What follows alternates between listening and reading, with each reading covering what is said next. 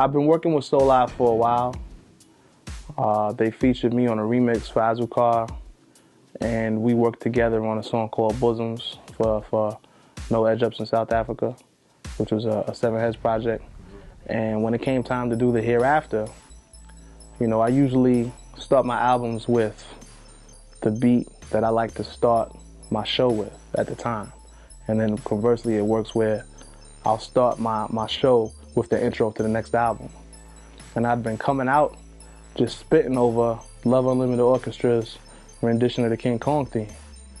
And when it came time to do the record, that was, you know, we cleared it, and I had Soulive play it over. I did the drum program, Kraz came in on the guitar, Ryan and Rashawn came in on the horn section, and it just came together really well.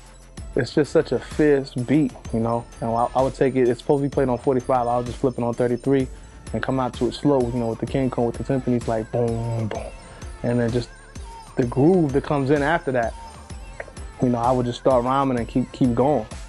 And that's sort of how the song is. It's just like, you know, I'm just gonna keep going. And the hook is really part of the verse, and the verse is really part of the hook. So, you know, for that particular song, it's funny that you asked about it. I knew I was gonna start the album that way, you know, a year and a half before I even laid the vocals for it, because I've been starting my show with that beat for so long. A lot of times, you know, the vision for a record will come about where, I mean, for example, with the record I'm working on now, I had the title before I finished the last album, and the last line of the last album is the title of this album. You know, a lot of songs that you'll hear on a current album, for me, you know, some of them are coming from ideas I had that did not make the last album, not because they weren't qualified, but because they weren't ready, they weren't ripe. Like this Anna, I had that idea before the best part. There's a song on the album I'm working on now that I wrote shortly after I wrote Timeless. And it's still relevant, and it's still sharp in terms of style. I don't have to do anything to it. And I finally have the beat for it. And now it's coming out. Like This Anna was a song that for me, it was important because, you know, I was relatively new to fatherhood, and having a daughter, you know, my oldest now of 3, you know, you really start to think about, you know, what you can do with your music in terms of leaving a message for your kids to hear, and for my nieces and nephews to hear, and for my students to hear, you know, way down the line when, excuse me, you know, they might not heed these warnings now, but hopefully something will happen that's not so drastic or dramatic that they can't learn from the experience and then look back on that message and put the two together and have the understanding. For me, Like This Anna, I always wanted to play with the words, like people say like this Anna, like that Anna. My favorite one was always Special Ed on the B side of Think About It. You say, I got nice hair, still wear a hat, Anna, you know what I'm saying? Just to take that and play on words like you're talking to a girl named Anna and you telling her what it's like. The new album is called Then What Happened.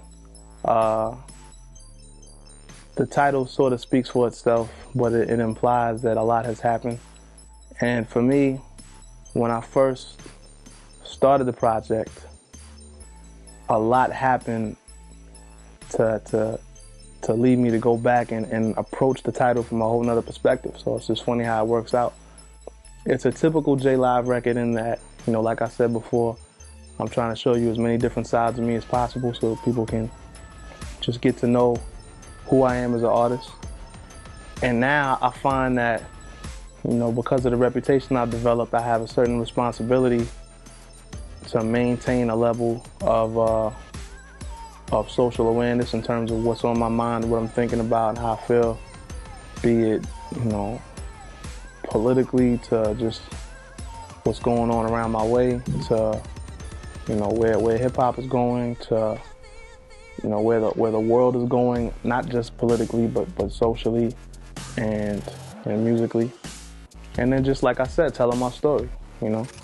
So I'm developing the album from that perspective, and fortunately, it fell together from a writing standpoint to where each song is sort of like a chapter in one big story.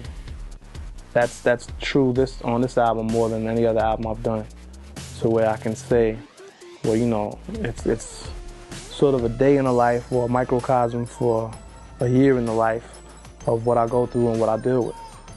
If I were to just tell the story outside of music, you know, it would be the sort of thing like, yeah, oh, word, yeah, oh, then what happened? Oh man, I can't believe, then what happened? Like a series of events almost.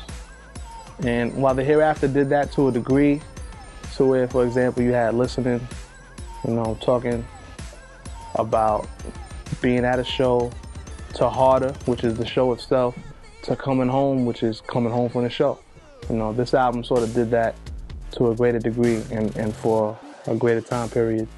And it's a more vivid example of where I am as an artist and as a band.